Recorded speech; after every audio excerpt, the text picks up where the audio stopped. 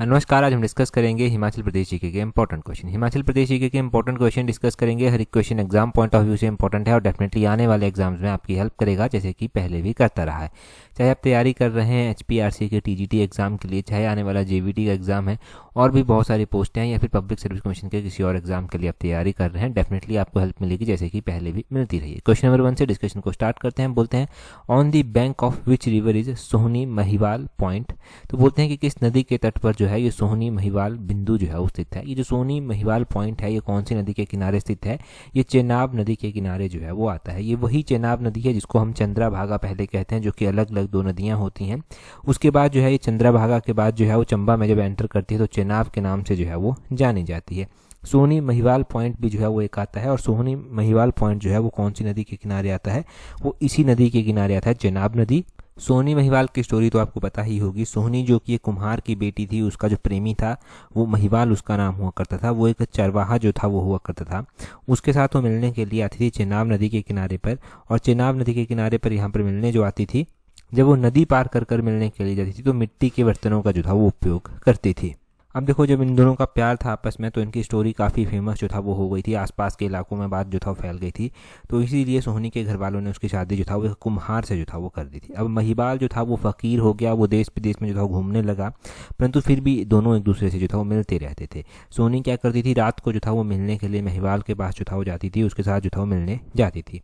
जब वो जाती थी तो महिवाल उसके पास तैर कर नदी क्रॉस कर कर जो था आ जाता था। फिर कुछ टाइम बाद क्या हुआ, महिवाल जो था वो बीमार हो गया, तो सोहनी ने उसके पास जाना जो था वो स्टार्ट कर दिया। सोहनी उसके पास जो था वो जाती थी और पक्के घड़े का इस्तेमाल जो था वो जाने के लिए करती थी। पक्के घड़े का इस्तेमाल करती थी। एक बार उसकी ननद को उस बारे में पता चल गया तो उसने पक्के घड़े की जगह जो था वो कच्चा घड़ा रख दिया।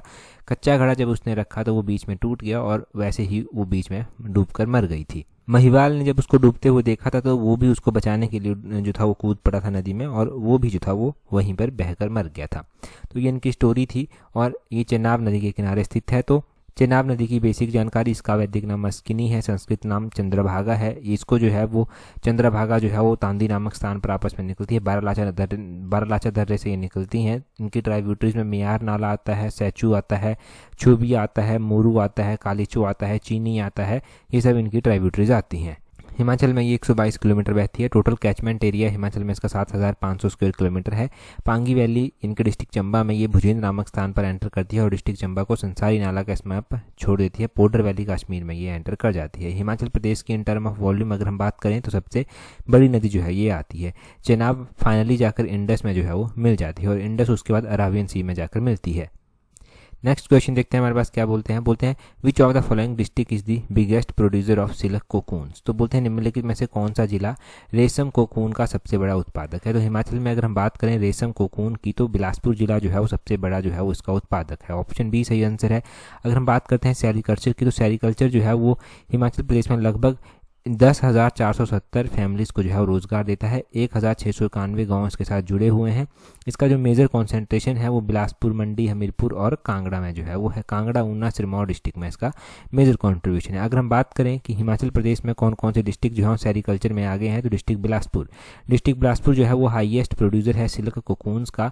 अबाउट जितने भी कोकून्स यहाँ पर होते हैं तो 35% बिलासपुर में ही प्रोड्यूस होते हैं। उसके बाद डिस्ट्रिक्ट मंडी है 25%, डिस्ट्रिक्ट कांगड़ा है 22% और डिस्ट्रिक्ट हमीरपुर है 16%। ये कोकून्स की यहाँ पर प्रोडक्शन की परसेंटेज है। आगे बोलते हैं स्टेट में जब हिमाचल प्रदेश जो था वो 1948 को बन गया था तो उसके बाद 1951 में एक अलग से सेरिकल्चर विंग जो था वो हिमाचल में बनाया गया था, और इसको कंट्रोल किया जाता था डायरेक्टर ऑफ इंडस्ट्रीज़ के द्वारा। ये जो डिपार्टमेंट ऑफ इंडस्ट्रीज़ है इसके द्वारा 8 सेरिकल्चर डिवीज़न हिमाचल प्रदेश के अलग अलग 11 जिलों में जो है वो स्थापित किए गए हैं, और 79 जो है वो गवर्नमेंट सेरिकल्चर सेंटर्स कम चावी डियरिंग सेंटर जो है वो यहाँ पर है। 64 मलबरी फार्म्स यहाँ पर फंक्शनिंग हैं, और यहाँ पर जो है वो these government sericulture centres distribute silk cocoons to farmers and provide technical guidance to the stakeholders. यहाँ से देखो एक तो उनको रोज़गार मिल जाता है, पैसे कमाने का एक सोर्स जो है वो मिल जाता है, उनको टेक्निकल सहायता भी किसानों को यहाँ पर जो है वो दी जाती है। अगला क्वेश्चन देखिए क्या बोलते हैं, अगले क्वेश्चन में बोलते हैं वो दिन योजना was initiated in which of the following financial year. तो एक योजना है जिसका नाम है वो दिन योजना। ये वो दिन योजना कौन से ईयर में जो था, कौन से वित्तीय वर्ष में जो था वो शुरू की गई थी। तो वो दिन योजना जो था वो 2020-21 में जो था वो स्टार्ट की गई थी। ऑप्शन बी इसका सही आंसर है। अब हम बात करें वो दिन योजना की, तो ये जो है वो मेंस्ट्रुअल हाइजीन मैनेजमेंट के लिए, anaemia and first 1000 days of the child हैं उसके लिए स्टार्ट की गई है। इसको 2020-21 में जो था वो स्टार्ट किया गया था, और इसको स्टार्ट किया गया था हिमाचल प्रदेश के लगभग सभी जिलों में, 12 के 12 जिलों में, और in collaboration of directorate of women and child development and health and family welfare department और डिपार्टमेंट ऑफ आयुष के साथ मिलकर इसको लॉन्च किया गया है। इम्प्लीमेंट कर रहे हैं ये डिपार्टमेंट मिलकर। बोलते हैं स्कीम के तहत जो है वो 1 करोड़ रुपए का प्रोविजन जो है फाइनेंशियल ईयर 2024-25 के लिए जो है वो रखा गया है, जिसमें जो अमाउंटिंग की बात करते हैं तो 3.91 लाख अमाउंट जो है वो अभी तक दिसंबर 2024 तक जो है वो इसमें यूटिलाइज भी किया जा चुका है। तो इतना अमाउंट इसमें यूटिलाइज किया जा चुका है। बाकी की जानकारी तो आपने देख ही ली कि किस तरह से जो है ये वो दिन योजना कब ये लॉन्च हुई थी, क्या क्या इसमें जो है वो इंपॉर्टेंट पॉइंट्स हैं। अच्छा, इतना सब आपने यहाँ से याद रख लिया। अगला क्वेश्चन हम देखते हैं, नेक्स्ट क्वेश्चन में हमसे क्या पूछा गया है। आगे बोलते हैं according to avalanche hazard vulnerability map which district of Himachal Pradesh has very high vulnerability. तो बोलते हैं हिमस्खलन खतरा भेद्यता मानचित्र के अनुसार हिमाचल प्रदेश के किस जिले में अधिक भेद्यता है, यानी कि सबसे हाईली जो वल्नरेबल जिला है वो कौन सा है एवलांच की दृष्टि से, according to avalanche hazard vulnerability. तो ये किन्नौर जिला जो है ये है किन्नौर। ऑप्शन डी जो है वो सही आंसर इसका हो जाएगा। किन्नौर में आप देखते भी हैं कि अलग अलग टाइम पर जो है वो एवलांचेस आते रहते हैं। यहाँ पर जो है वो लैंडस्लाइड्स अलग अलग टाइम में जो है वो होते रहते हैं। वो सारी न्यूज़ जो है वो आप यहाँ पर पढ़ते रहते हैं। अच्छा, ये तो हो गया एवलांच हैजार्ड का हिमाचल प्रदेश में। हिमाचल प्रदेश में ही अगर हम किन्नौर जिले की बात करते हैं तो किन्नौर में कुछ स्पेसिफिक दर्रे जो हैं वो आते हैं। ये दर्रे जो हैं वो किन्नौर में जो आते हैं, जिसमें जैसे कि शिवलिंगा पास हो गया 3980 मीटर की ऊंचाई पर है, किन्नौर में स्थित है। शिंका पास हो गया, ये 4575 मीटर पर जो है वो स्थित है, ये किन्नौर गढ़वाल के बीच में आता है। बरुआ पास है, ये 4578 मीटर में जो है वो आता है और किन्नौर गढ़वाल को आपस में जोड़ता है। रुपिन घाटी दर्रा जो है वो आता है, ये 4625 मीटर एल्टीट्यूड पर स्थित है, किन्नौर गढ़वाल को आपस में जो है वो जोड़ता है। या फिर इनके बीच में स्थित है लमखांगा पास आता है, 5284 मीटर एल्टीट्यूड पर स्थित है, किन्नौर गढ़वाल को ही आपस में जोड़ता है। चरंग पास आता है 5266 मीटर एल्टीट्यूड पर जो है वो स्थित है, गढ़वाल और किन्नौर और गढ़वाल को आपस में ये जोड़ता है। पिन पार्वती तो कुल्लू स्पीति वाला है, वो अलग से है। बोरसा पास जो है वो आता है जो कि 5360 मीटर एल्टीट्यूड पर स्थित है और किन्नौर गढ़वाल को जो है ये आपस में जोड़ता है। तो ये किन्नौर के जो है वो इंपॉर्टेंट जो है वो दर्रे हो गए। हम देखते हैं कि हिमाचल प्रदेश में इंपॉर्टेंट पीक्स भी जो है वो आती हैं। तो किन्नौर में जो पीक्स जो है वो फॉल करते हैं, जैसे कि हिमाचल प्रदेश की सबसे ऊंची चोटी शीला चोटी जो है वो किन्नौर में ही जो है वो फॉल करती है। अच्छा, शीला चोटी किन्नौर में आती है। शीला चोटी के बारे में क्या आप ध्यान रखेंगे? शीला चोटी के बारे में आप ध्यान रखेंगे कि इसका एल्टीट्यूड जो है वो कितना है। शीला चोटी जो है वो कहाँ पर आती है? शीला चोटी जो है 7025 मीटर एल्टीट्यूड पर जो है ये स्थित है, 7025 मीटर एल्टीट्यूड पर जो है वो स्थित है।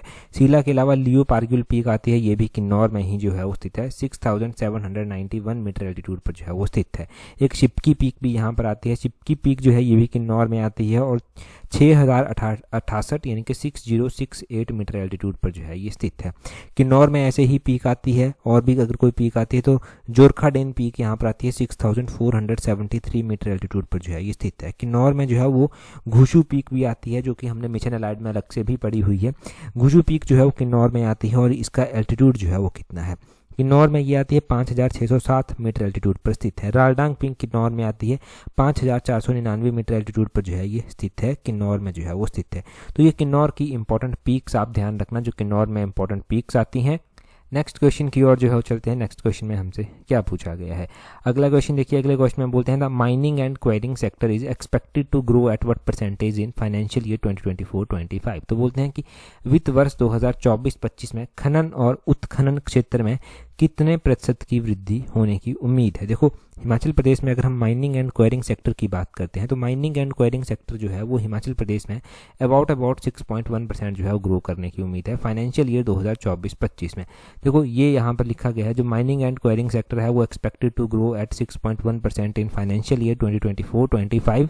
हमने माइनिंग और क्वायरिंग सेक्टर के बारे में एक और बात जो है वो पढ़ी है। हमने ये पढ़ा था कि हिमाचल प्रदेश में कितने % वर्कर्स जो हैं वो एम्प्लॉयड हैं माइनिंग एंड क्वायरिंग सेक्टर में। तो हिमाचल प्रदेश में जो माइनिंग और क्वायरिंग सेक्टर आता है, जो हमारे पास 2023-24 का फाइनेंशियल ईयर है, 2023-24 का जो डाटा हमारे पास अवेलेबल है उसके अकॉर्डिंग 0% जो है वो एम्प्लॉयड वर्क है माइनिंग एंड क्वायरिंग सेक्टर में।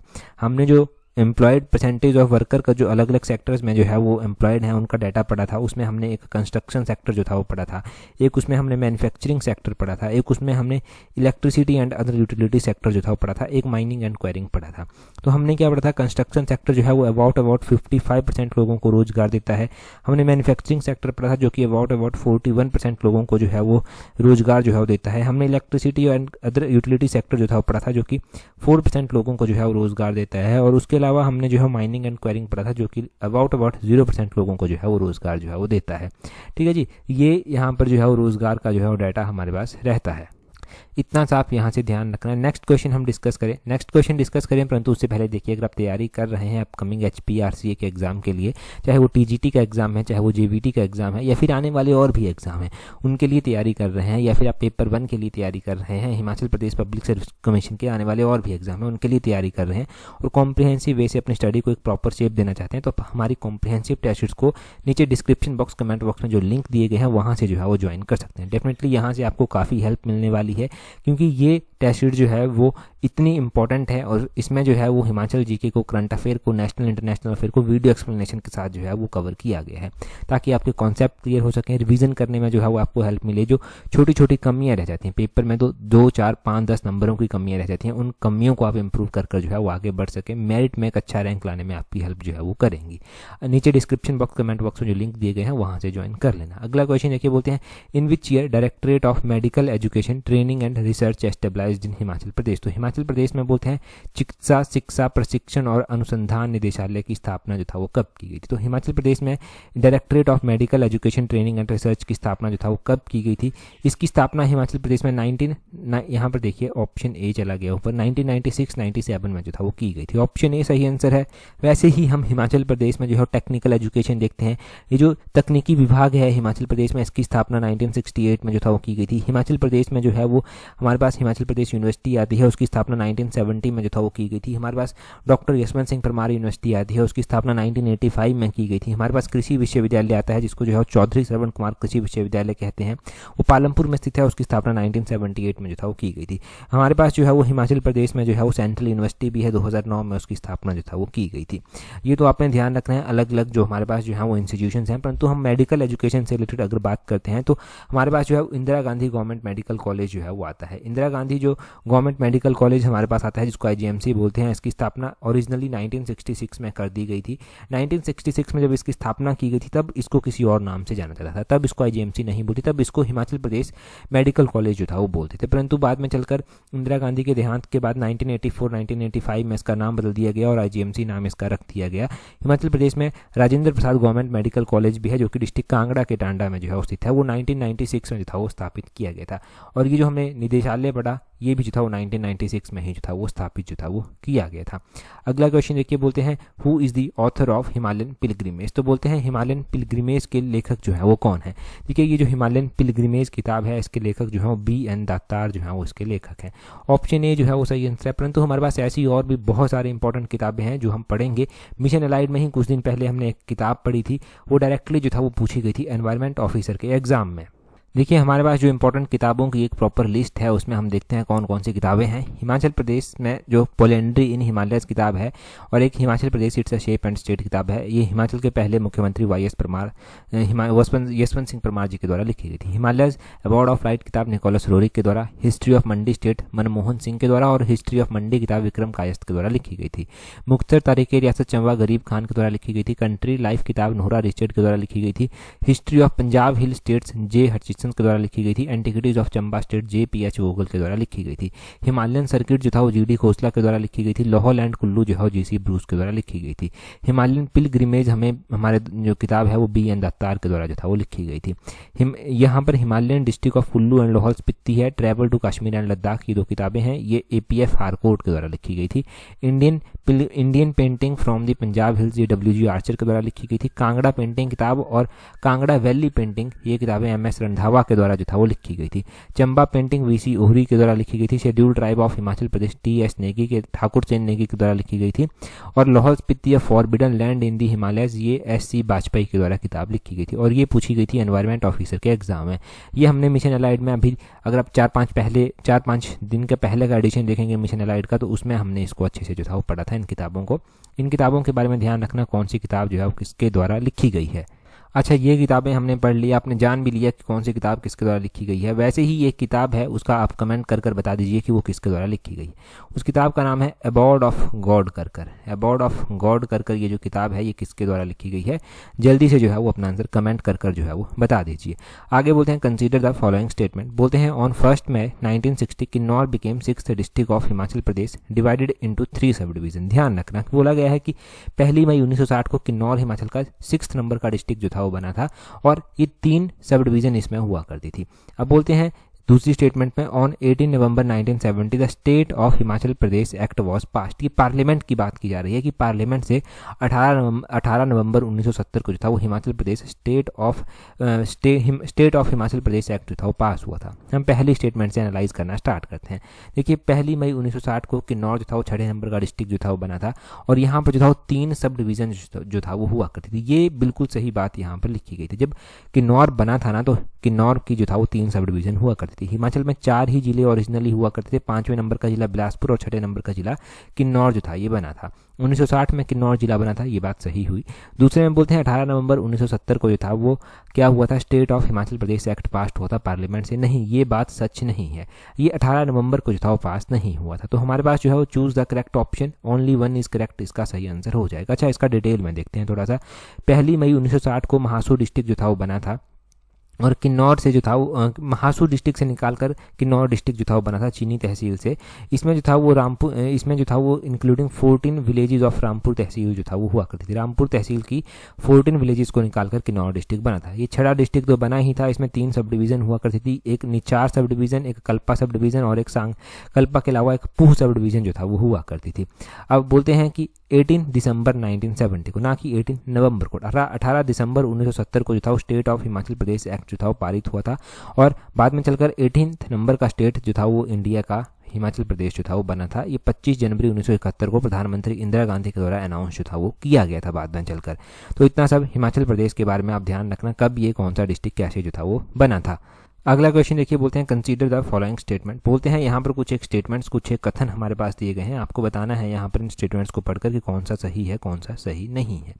यहाँ पर बोलते हैं Sumej hydro power plant is situated in Shimla, की जो सुमेज हाइड्रो पावर प्लांट है ये जो है वो शिमला में जो है वो स्थित है। पहली स्टेटमेंट में ये बोला गया है। दूसरी स्टेटमेंट में बोलते हैं Kurmi hydro electric project is located in district Kinnaur, ये जो कुर्मी हाइड्रो इलेक्ट्रिक प्रोजेक्ट है ये किन्नौर में जो है वो स्थित है। तो ये 2 स्टेटमेंट्स हमारे पास जो है वो दी गई हैं। सबसे पहली स्टेटमेंट देखिए, बोलते हैं सुमेज हाइड्रो इलेक्ट्रिक प्रोजेक्ट जो है वो कहाँ पर स्थित है, ये शिमला में स्थित है। बिल्कुल सही बात यहाँ पर की गई है, सुमेज हाइड्रो इलेक्ट्रिक प्रोजेक्ट जो है वो शिमला में ही जो है वो स्थित है। ये बात सही होती है। ये जो कुर्मी हाइड्रो इलेक्ट्रिक प्रोजेक्ट है क्या ये किन्नौर में जो है वो स्थित है। देखो कुर्मी हाइड्रो इलेक्ट्रिक परियोजना की जब बात की जा रही है तो ये कुर्मी परियोजना जो है वो किन्नौर में स्थित नहीं है।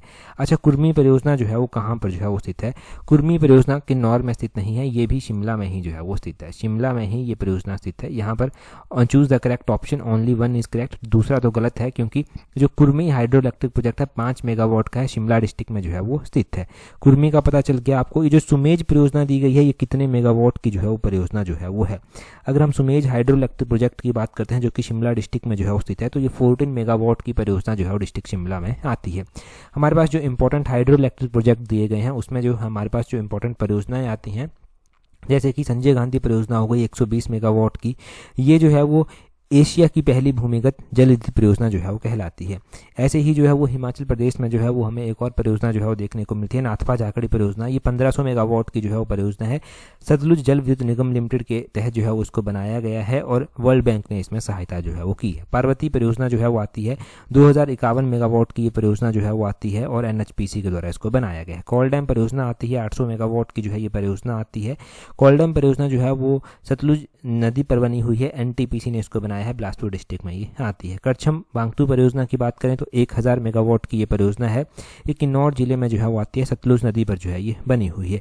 एक जो है वो धुमराड़ी सुंढा परियोजना आती है, ये शिमला जिले में स्थित है, पब्बर नदी पर जो है वो बनी हुई है, 70 मेगावाट की जो है ये परियोजना आती है। रेणुका परियोजना है, 40 मेगावाट की ये रेणुका परियोजना जो है वो आती है। वैसे ही जो है वो सोंगटोंग करछम परियोजना आती है, 402 मेगावाट की, किन्नौर जिले में सतलुज नदी के ऊपर बनी हुई ये परियोजना है। अब एक और परियोजना है ऐसे ही, उसको जो है वो रोंगटोंग परियोजना बोलते हैं। छोटी सी परियोजना है, 2 मेगावाट की सिर्फ ये परियोजना है। 2 मेगावाट की ये जो परियोजना है, ये 2 मेगावाट की परियोजना लाहौल स्पीति डिस्ट्रिक्ट में जो है वो फॉल करती है, लाहौल स्पीति डिस्ट्रिक्ट में आती है। इसमें कन्फ्यूजन भी कई बार हो जाता है। वैसे ही रुकटी परियोजना एक आती है। रुकटी परियोजना जो है, ये परियोजना जो है वो सतलुज नदी पर बनी हुई है, 1.5 मेगावाट की परियोजना है, किन्नौर जिले में जो है ये परियोजना स्थित है। एक राओली परियोजना भी जो है वो आती है, ये 500 मेगावाट की परियोजना है, चंबा जिले में जो है वो स्थित है, चेनाब रिवर बेसिन पर जो है ये परियोजना जो है वो बनी हुई है। तो इस परियोजना के बारे में भी आपने ध्यान रखना। अच्छा, ये इंपॉर्टेंट परियोजनाएं हमने रिवाइज कर ली। बाकी जो ऑप्शन में परियोजनाएं दी गई हैं वो भी इंपॉर्टेंट परियोजनाएं हैं, इनका नाम भी एग्जाम में पूछा जा सकता है कि कहाँ पर ये स्थित है, कितने मेगावाट की परियोजनाएं हैं। तो वो दोनों ही पॉइंट हमने दोनों ही फैक्ट अच्छे से पढ़ लिए हैं। अगले क्वेश्चन में बोलते हैं, in which 2 district of Himachal Pradesh angora rabbit farm are functioning. तो बोलते हैं कि हिमाचल प्रदेश के 2 जिलों में ये अंगोरा रैबिट फार्म जो है वो कार्यरत है। अंगोरा रैबिट फार्म जो है वो हिमाचल के 2 अलग अलग जिलों में जो है वो स्थित है। अच्छा, ये 2 जिले जो है वो कौन कौन से हैं जहाँ पर ये अंगोरा रैबिट फार्म जो है वो स्थित है? अंगोरा रैबिट फार्म जो है वो एक तो कांगड़ा में जो है वो स्थित है, एक जो है मंडी में जो है वो स्थित है। ऑप्शन डी सही आंसर है। अच्छा, अंगोरा रैबिट फार्म जो है वो कांगड़ा में स्थित है और मंडी में स्थित है। एग्जैक्टली इनकी लोकेशन जो है वो क्या है? देखो, अंगोरा रैबिट फार्म जो है कांगड़ा के कंदवारी में जो है वो स्थित है, मंडी के नगवाएं में जो है वो स्थित है। तो इनकी एग्जैक्ट लोकेशन है कांगड़ा का कंदवारी, मंडी का नगवाएं। यहाँ पर जो है ये रैबिट फार्म जो है वो स्थित है। और अगर डिस्ट्रिक्ट वाइज पूछा जाए तो कांगड़ा और मंडी एग्जैक्टली ध्यान रखना है। अगर नाम ही पूछते हैं कि स्पेसिफिक प्लेस का, तो कंदवारी और नगवाई में जो है वो स्थित है। वैसे ही हिमाचल प्रदेश में अलग अलग ऐसे ब्रीडिंग फार्म जो है वो आते हैं, जैसे कि हिमाचल प्रदेश में शीप ब्रीडिंग फार्म, भेड़ प्रजनन केंद्र भी जो है वो आते हैं। जो शीप ब्रीडिंग फार्म आते हैं ये कहाँ कहाँ पर आते हैं? एक ताल में आता है, ताल डिस्ट्रिक्ट हमीरपुर में जो है वो पड़ता है। एक जो है वो जियोरी में आता है, जियोरी जो है वो डिस्ट्रिक्ट शिमला में जो है वो पड़ता है। एक करछम में जो है वो आता है, करछम डिस्ट्रिक्ट किन्नौर में जो है वो पड़ता है। हिमाचल प्रदेश में एक रैम सेंटर भी जो है वो स्थित है। ये जो रैम मेंढों का सेंटर है ये कहाँ पर स्थित है? ये नगवाएं में जो है वो स्थित है। नगवाएं कहाँ पर पड़ता है? ये मंडी में जो है वो पड़ता है। हिमाचल प्रदेश में घोड़ों का यानी कि हॉर्स ब्रीडिंग फार्म भी जो है वो स्थित है। ये जो हॉर्स ब्रीडिंग फार्म है ये लरी में जो है वो स्थित है, लरी लाहौल स्पीति में जो है वो आता है। हॉर्स ब्रीडिंग फार्म के साथ हिमाचल प्रदेश में याक ब्रीडिंग फार्म भी जो है वो स्थित है। याक ब्रीडिंग फार्म भी लरी में ही स्थित है। ये जो लरी है ये लाहौल स्पीति में आता है। यहीं पर घोड़ों का प्रजनन केंद्र भी बनाया गया है, यहीं पर याक ब्रीडिंग सेंटर भी जो है वो बनाया गया है। तो घोड़े भी यहाँ पर रख लिए जाते हैं, यहाँ पर याक भी जो है वो साथ में रखे जाते हैं। अगर प्रेजेंट टाइम में हम स्टेटस की बात करते हैं इस घोड़ों और याक के प्रजनन केंद्र की, तो यहाँ पर जो है वो हॉर्सेज कितने जो है वो हैं? यहाँ पर 70 घोड़े जो है वो प्रेजेंट टाइम में हैं। याक्स की बात करते हैं तो 48 याक जो है वो प्रेजेंट टाइम में हैं। ये भी ऐसा पूछा नहीं जाता, परंतु कई बार कॉम्प्लिकेट करने के लिए क्वेश्चन ऐसे पूछे भी गए हैं। ठीक है, स्पेसिफिक हम डिस्कस कर लेते हैं। अगर एग्जाम में पूछा जाए तो हेल्प हो जाएगी, अगर ना भी पूछा जाए तो एक डाटा आपके माइंड में रहेगा ही रहेगा, जो कि हमेशा कहीं ना कहीं पर ऑप्शन एलिमिनेट करने में, ऑप्शन को सही टिक करने में आपकी हेल्प जो है वो करता है। इतना सब इंपॉर्टेंट हमने यहाँ से पढ़ा है। अभी हम अगले क्वेश्चन की ओर जो है वो बढ़ेंगे। अगला क्वेश्चन देखिए, अगले क्वेश्चन में क्या बोलते हैं? Simbalbara sanctuary is situated in which district of Himachal Pradesh. Simbalbara sanctuary भी है, अभ्यारण्य भी है, नेशनल पार्क अब ये बन गया है। तो आपको बताना है कि ये जो है वो कहाँ पर जो है वो स्थित है, कौन से डिस्ट्रिक्ट में, हिमाचल के कौन से जिले में जो है वो स्थित है। हिमाचल प्रदेश में सिर्फ और सिर्फ 5 ही जो है वो नेशनल पार्क आते हैं। वो कहाँ कहाँ पर आते हैं आपको पता होना चाहिए। और ये सिंबलबड़ा नेशनल पार्क हमने इससे पिछली वीडियो में ही पढ़ा था, मिशन एलाइड के इससे पिछले एडिशन में ही था, वो अच्छे से पढ़ा था, डिटेल से मैंने आपको बताया था। कमेंट कर अभी आप ये बताइए। अच्छा, टेलीग्राम पर जहाँ पर इंपॉर्टेंट पीडीएफ्स, इंपॉर्टेंट नोटिफिकेशन आपको मिल जाती है, टेलीग्राम पर हमें ज्वाइन करने के लिए अपने टेलीग्राम से सर्च करना @allexam31। @allexam31 करेंगे तो आपको हमारा टेलीग्राम चैनल मिल जाएगा। टेलीग्राम पर ज्वाइन कर लीजिए ताकि आने वाले एग्जाम्स में इंपॉर्टेंट अपडेट, इंपॉर्टेंट नोटिफिकेशन आपको टाइम टू टाइम मिलती रहे। आज की इस वीडियो में इतना ही है। That's all for today. Thank you very much for watching and listening it very patiently.